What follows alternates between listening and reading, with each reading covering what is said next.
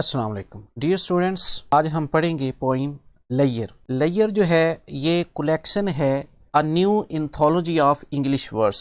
ये बीए की, जिसे आप एडीपी कहते हैं, उसमें पोइम्स की कलेक्शन की पहली पोइम है जिसको आज हम पढ़ेंगे। पोइम को स्टार्ट करने से पहले हम इसका जो पोइट है उसके मतलब थोड़ा सा देख लेते हैं। W.H. Davies, William Henry Davies इस पोइम का पोइट है। इस पोइट का टाइम पीरियड है 1871 to 1940। He was a Welsh poet. Welsh जो है वो इंग्लैंड के करीब नेबर का जो एरिया है, लेकिन उस पे कंट्रोल इंग्लैंड का ही है। ये एक एडवेंचरस शख्स था। इसे ट्रैवलिंग करने का बड़ा शौक था। इसी शौक में एक बार ये ट्रेन से गिरकर इसकी टांग भी टूट गई थी। तो इसने अपना जो ये ट्रैवलिंग था उसके मतलब भी एक बुक लिखी हुई है जो हम आज पोइम पढ़ने लगे हैं, लेयर।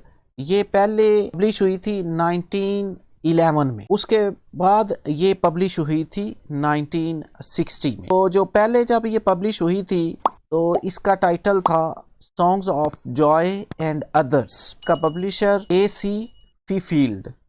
और उसके बाद फिर इसकी नई कलेक्शन में Davis first anthology collected poems, और इसी पब्लिशर में 1960 में इसे पब्लिश किया था।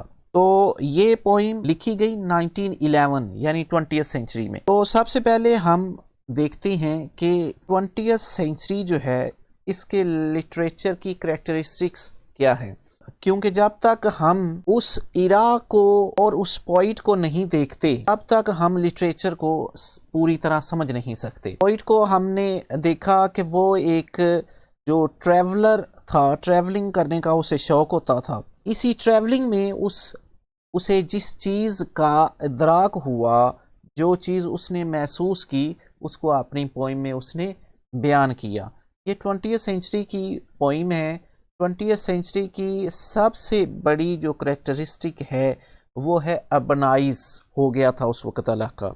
इसका मतलब ये है कि लोग देहातों से शहरों की तरफ हिजरत कर गए थे काम के सिलसिले में, क्योंकि उस वक्त इंडस्ट्रियलाइजेशन हो चुकी थी, फैक्ट्रियां लग चुकी थी। लोग काम हासिल करने के लिए देहातों से शहरों की तरफ आ रहे थे। सेम जिस तरह आजकल है, लोग देहातों से शहरों की तरफ कामकाज के लिए, अपने बच्चों को पढ़ाने के लिए ट्रैवल करते हैं, रिहाइश होते हैं। तो इस तरह देहात से शहरों की तरफ जाना नेचर से दूरी है। तो उसी को ही इस पोइम में W.H. डेविस ने बयान किया है। लेयर का मतलब होता है फ्री टाइम। वो टाइम जो हम अपनी रूटीन से हट के गुजारते हैं उसको लेयर कहते हैं। वो जो फ्री टाइम है उसको किस तरह हम गुजारते हैं उसको इस पोइम में बयान किया है। इस पोइम में W.H. डेविस कहता है कि हम इतने मटीरियलिस्टिक हो गए हैं, हम इतने ज़्यादा रुपए पैसे और दुनियावी चीज़ों के पीछे भागना शुरू हो गए हैं कि हमने नेचर को बिल्कुल भुला दिया है। नेचर से हमने दूरी अख्तियार कर ली है। हमारे पास थोड़ा सा भी वक्त नहीं कि हम इस अपनी मसरूफ़ भरी ज़िंदगी से थोड़ा सा वक्त निकालें और खुदा की कुदरत को, खुदा के इस पूरे नेचर को देखें और लुत्फ़ अंदोज़ हों और अपने स्ट्रेस में कमी कर सकें। W.H. डेविस जो है वो इस पोइम का आगाज़ सवाल से करता है। वो स्टार्ट करते हुए क्वेश्चन करता है इस पूरी दुनिया से कि जो आपके पास फ्री टाइम है उसको भी आप इंजॉय नहीं करते, तो ये आपकी ज़िंदगी क्या ज़िंदगी है, क्या अफसुर्दगी की ज़िंदगी आप लोग फिर बसर कर रहे हो।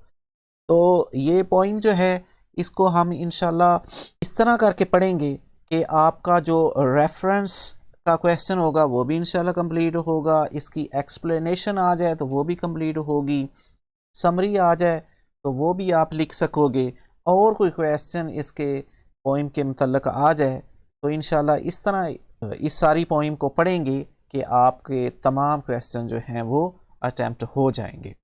तो स्टार्ट करते हैं हम अपनी आज की पोइम layer. کہتا ہے what is this life if full of care. care کہتے ہیں پریشانیاں، stress. question کرتا ہے what is this life. life زندگی، یہ زندگی کیا ہے if اگر full of care اگر پریشانیوں سے بھری ہوئی ہے. شاعر پوئم کا آغاز کرتا ہے کہ آپ جو یہ زندگی گزار رہے ہو، یہ زندگی کیا ہے، اس زندگی کا کیا میننگ ہوگا اگر یہ فل آف وریز ہے، پریشانیوں سے بھری ہوئی ہے، ہر طرف مسائل ہیں، تو پھر یہ زندگی کیا ہے. آگے چل کے اینڈ پہ اپنے اس کویسچن کا پھر آنسر بھی دے گا، پہلے وہ ساری ڈیٹیل بیان کرے گا. We have no time to stand and stare. وہ کہتا ہے ہمارے پاس اتنا ٹائم نہیں ہے کہ ہم رک سکیں اور کچھ دیر کے لیے اس کائنات کو دیکھ سکیں. نو ٹائم کوئی وقت نہیں. اسٹینڈ ہوتا ہے رکنا، اسٹیئر ہوتا ہے دیکھنا، کہ ہم کچھ دیر کے لیے رکیں، اپنی زندگی میں ٹھہراؤ پیدا کریں اور اللہ تعالیٰ کی اس نیچر کو، اس قدرت کو دیکھ سکیں. سیکنڈ میں وہ کہتا ہے no time to stand beneath the boughs. beneath ہوتا ہے نیچے، باؤز کہتے ہیں شاخیں. اسٹینڈ رکنا. وہ کہتا ہے آپ یہاں شاخوں سے مراد ٹریز لے سکتے ہو، یہاں شاخوں سے مراد درخت کی چھاؤں میں رکنا، وہ بھی مراد آپ لے سکتے ہو. کہتا ہے no time to stand beneath the boughs. اتنا بھی ٹائم نہیں ہے ہمارے پاس کہ ہم کچھ وقت نکال کر درخت کی چھاؤں میں، درخت کی خوبصورت چھاؤں میں اپنے آپ کو لطف اندوز کر سکیں. And stare as long as sheep and cows. اب وہ یہاں سہارا لے رہا ہے قدرت کے ایک اور جو ہے وہ شاہکار کا، نیچر کا، کہ جو جانور ہیں وہ جب چراگاہ میں جاتے ہیں تو چرتے ہوئے دھوپ سے اکتا جاتے ہیں، تھک جاتے ہیں، تو وہ کچھ دیر کے لیے آ کر درختوں کے سائے میں رکتے ہیں، آرام کرتے ہیں. وہ کہتا ہے جتنا ٹائم یہ بھیڑ بکریاں اور دوسری گائیں بھینسوں کے پاس ہے درختوں کے سائے میں ٹھہرنے کے لیے، اتنا بھی وقت آپ کے پاس نہیں ہے. آگے پھر وہ کہتا ہے no time to see when woods we pass. کہتا ہے ووڈز کہتے ہیں جنگل کو، وی پاس جب ہم گزرتے ہیں. وہ کہتا ہے اتنا بھی ٹائم آپ کے پاس نہیں ہے، جب آپ جنگل سے گزرو تو وہاں کچھ دیر کے لیے رک سکو.